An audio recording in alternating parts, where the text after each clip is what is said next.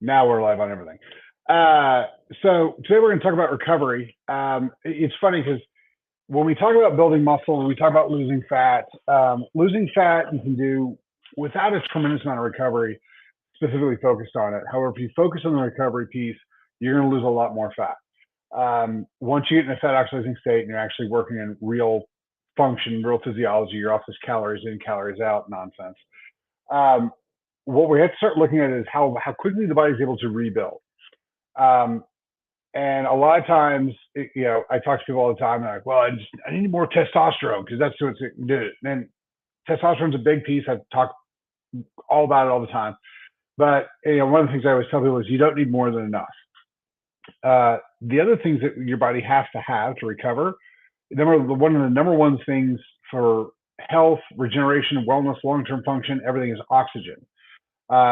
The very best thing that you can do for recovery, for bodybuilding, for concussion treatments, for neurologic issues like MS and dementia, like that, is hyperbaric oxygen. So I've got a chamber at my office. I've got one at my house, and I use those hyperbaric chambers quite often.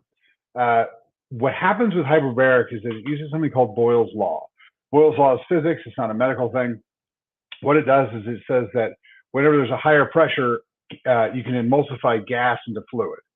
So what that basically means is that, if you've ever had a carbonated drink or you've taken one of those little CO2 canisters and, made water, bubbly water, soda water, that's what we're talking about. When you put high pressure gas onto a fluid, it'll squeeze it into the fluid. And so what that happens with the body, what ends up happening is that normally the hemoglobin are carrying the oxygen. The red blood cells, the little things inside the red blood cells carry the oxygen. However, now you've got two red blood cells both carrying oxygen, but because there's water or plasma between the two red blood cells, you can now take oxygen and force it into that plasma. So now your red blood cells are carrying oxygen, and the fluid in between the red blood cells is also carrying oxygen.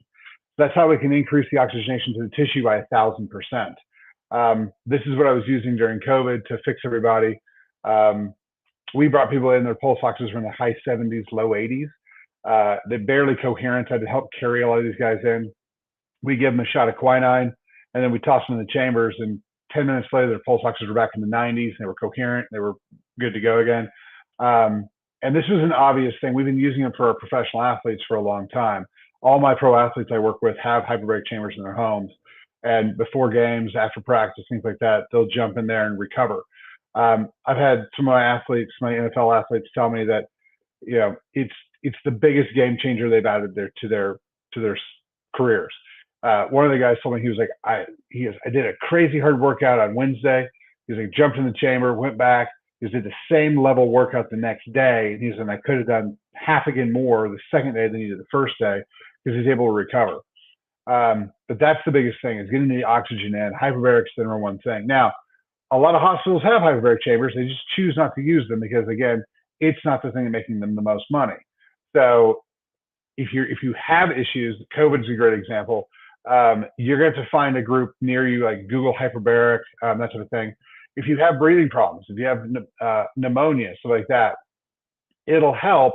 But pneumonia is actually one of those problems we can't get the lungs to move. So that has some other things we've got to do for it. So don't just assume that you can do, is any breathing problems a hyperbaric problem. But so outside of like bronchitis and emphysema and stuff like that, it's a phenomenal tool. So I use it all the time.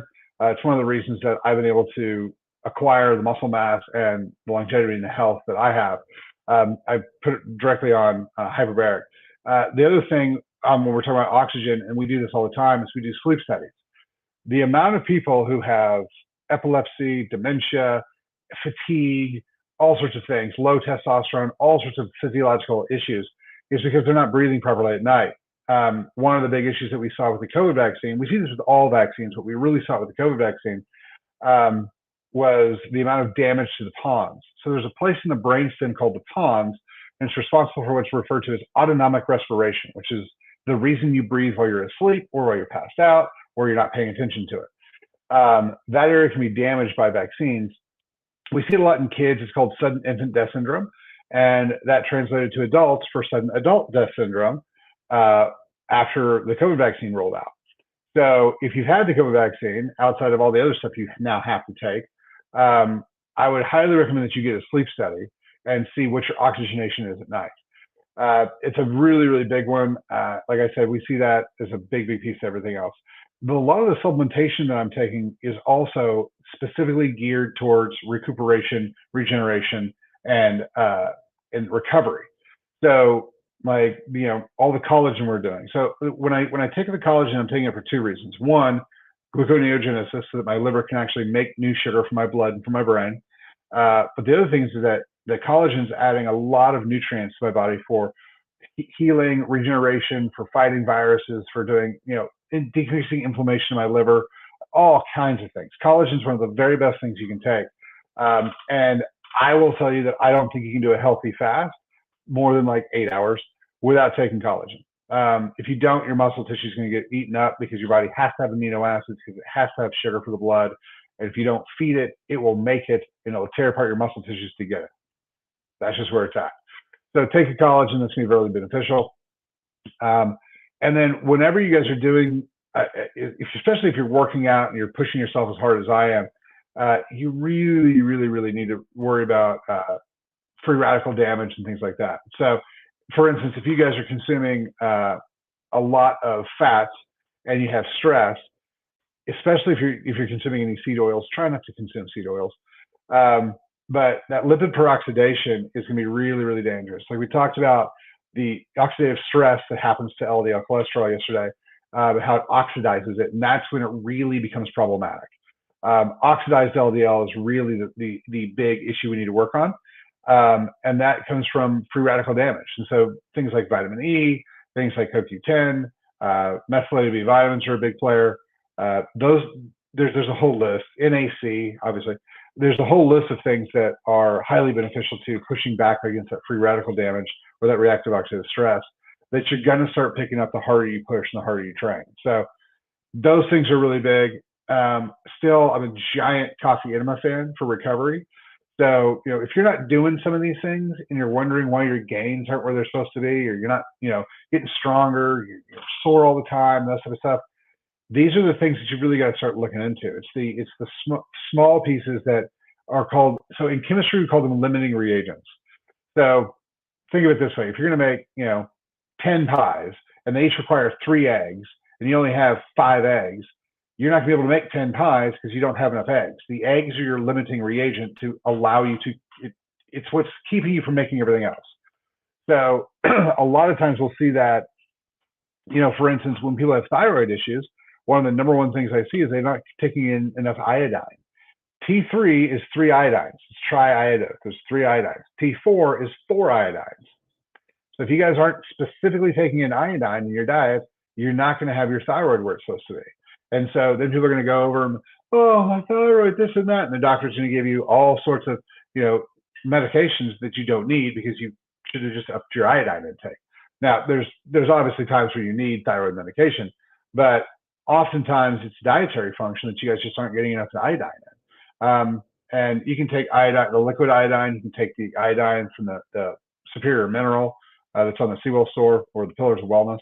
That one works really well. That one also has boron in it. So if you're worried about your sexual binding globulin hormone being too high, there's research out that shows that helps push that down. But that's the big thing, is making sure that you guys are getting in all the things you need to recover. One of the other big ones is water. People are like, well, I don't want to get waterlogged. Okay. If you drink a gallon of water right before you run, that's a bad idea.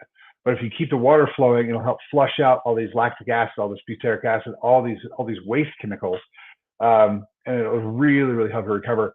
But the other big thing is sleep. You got to make sure that you're sleeping. And the easy way on sleep is set a bedtime, set a wake up time, and be consistent with it.